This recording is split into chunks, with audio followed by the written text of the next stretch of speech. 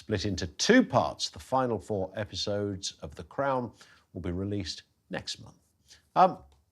I've not massively got into The Crown. However, I'm aware that certainly those early shows have been very well received. Just looking at that clip, the actor there who plays Diana, I mean, that's an incredible uncanny. She's amazing. I mean, that's absolutely impeccable in terms of... It's a fine line, isn't it, between impersonating someone and inhabiting. Indeed, and doing it kind of credit. I can understand why Harry and William might think, I'm not sure I want this relived in drama. Unfortunately, if you're the royal family, I'm afraid... I'm not saying this harshly, that it goes with the territory, take it on the chin, but it kind of does. Yeah, I mean, I don't know there's a way around that, really. And it's interesting, isn't it, the different ways that the princes have decided to go. I mean, you know, you've mentioned already that, of course, Prince Harry has a Netflix deal, and therefore it would be difficult for him to say, no, I'm not going to watch it. And the sensitivity reader, you can, watcher rather, you can sort of imagine that is just so he goes, you know, you might want to sort of not actually, you know, let's quickly whip through this. I'd be definitely more in the Prince William camp. I thought it was interesting when you were saying about the last phone calls, which were a bit hurried between Princess Diana and the boys, because as I understand it, they wanted to get back to kind of hanging out with I think a cousin of theirs, and it was a bit rushed. And of course, those are the sort of things that stick with you and stick with you and stick with you for a long time afterwards. I'm sure there will be families across the land who are going, yeah, I wished I hadn't done that quick phone call with my mum or my dad or whatever it was, you know, before. But and that was the last one. Parents up and down the land that can relate to those awkward phone calls with kids. I mean, kids aren't always made for talking on the phone. And honestly, it is a bit of a routine, isn't it? Sometimes it's a formality and both sides have got to do it. And it's not that you don't love your kids and they don't love you, but, you know, they are actually quite eager to get back to their friends or whatever. So it's only in the light of what happened that takes on massive significance when actually probably every other phone call was usually pretty rushed. I think it's tosh when William says he doesn't watch it. Harry was saying this a few years ago, he doesn't watch it. I think every young royal in that family has watched bits of The Crown, whether they've watched it in its entirety or small amounts, they've definitely watched it. Oh, they and might have they're definitely going to watch it, this one, William, because Kate Middleton makes her appearance in this and they start talking about the courtship of those two.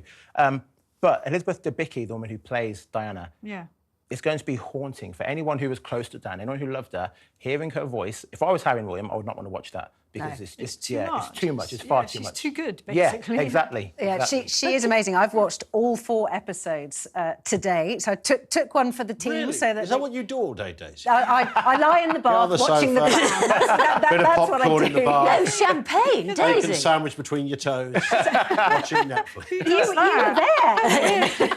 That's Rubbing the back as ever. And it is, as ever with The Crown, it's an amazing piece of drama. It's put together beautifully. The acting from all of them is exemplary. But it's just that, isn't it? It's but drama. This series, and obviously I've only seen the first 4, not the end, so I haven't seen Kate Middleton yet or any of that. But it's only about Diana and Diana's death and Dodie and, you know, those shots on the yacht and all that. Whereas all the other series of the Crown were sort of, they had that history put in them and you learned stuff. It was like, oh, that was interesting. Well, you know, whatever it might have been at the time, miners' strike or whatever. This one is so binary and it's just about that one story. So is that why it's been panned? I think, because it hasn't been uniquely panned. I've seen some quite good reviews about had of it. Tons of publicity. I mean, more than any of the other ones. I'm tempted to watch it. I watched the first couple of series, and then I kind of I just got exhausted with it. It's sort of I lost interest in it. But this one does look really. It's not great for Charles, I don't think. This one. Because I disagree. No, because when Diana is in France, struggling and with her turmoil, Charles is back in England organising Camilla's 50th. And I think it shows him in a poor light that the ex-wife is over there and you're here with your former mistress. Actually, I think those around Charles, because they will have been nervous at how he's portrayed, because, of course, although the 5 of us know that it is, you know, a drama based on some fact, most people, particularly Americans, when they watch The Crown, think it's a drama documentary and that it's all completely accurate. So, of course, it can do great damage. You know, if Charles had been portrayed very, very negatively, it would do him damage in the States particularly. And actually, having seen the first 4, and it might change in the next one, I think he comes across pretty sympathetic. He comes across very human. The Queen, I think it's quite unfair on her. She comes across very cold. Quite chilly. Yeah, very, very chilly. But will the Americans still believe that it's actually a documentary when they see the ghost of Princess Diana? Probably. Suddenly... They're Americans. Suddenly appearing. Yeah, And there's no disclaimer at the start. There's no disclaimer saying this is based on a true story. No, there it's is. mostly fictional. No, there's not. There is. Well, it was meant to say at the start. I have to say, I didn't look out for it. It's meant to say this is based. I watched and I did not see a disclaimer, Daisy. Interesting. But yeah, the ghost thing is a bit ridiculous. I was expecting a sort of woo, dressed in a. In a white bedsheet. And it's not like that. They've used it as a conceit to have conversations, and Dodi reappears after his death as well, to have conversations. So Dodi reappears to have a conversation with Mohammed Al Fayed, and Diana reappears to have a conversation with Charles, and then later to have a conversation with the Queen. All you're really meant to understand from it is what's going through the Queen's mind and what's going through Charles's mind. Do they appear as a hologram, or is it literally No, it's like she's in the room. No, it's very much Blythe it's as if spirit. she's in So the are we room. talking about The Crown or Star Trek? What's going on here? She said like woo woo. That's what I thought. Like Scooby-Doo. Right? No, it's not like that. More news about the royals today as well. We all know that Omid Scobie, talking of Scooby-Doo, has a new book out, and in it he's talking again about the royals and particularly about Harry and Meghan. You can see there it's called Endgame. But apparently royal courtiers are furious because in the book he claims that the Prince of Wales ignored the Duke of Sussex's calls. So William ignored Harry's calls as Harry raced up to Balmoral when the Queen was dying. So Royal Insider has said it appears no matter what happens behind closed doors, even in a time of such pain and grief, that where the royal family is concerned, it will one day emerge.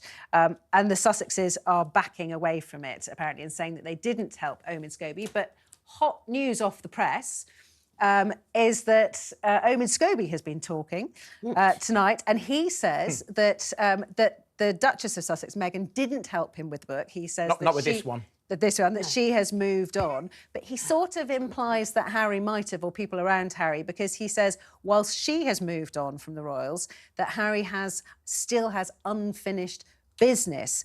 He said quite early, Meghan's sources, his sources around Meghan, said, you know what, she doesn't want anything to do with it. This is what Omid Scobie says. For Harry, it's different, he said. He still has unfinished business when it comes to his battles with the press. His challenge will be to find something that balances that out so we can see him working in a space that isn't connected to the ties that bind from the past. Then we all know that Harry's still looking for a purpose in life, apart from bashing the press. And of course, coming back to The Crown, this will, if his friend who watches it, it is all about how frightened she was of the paparazzi and how horrible the paparazzi were. And particularly, that famous shot of Dodi and Diana kissing on the yacht.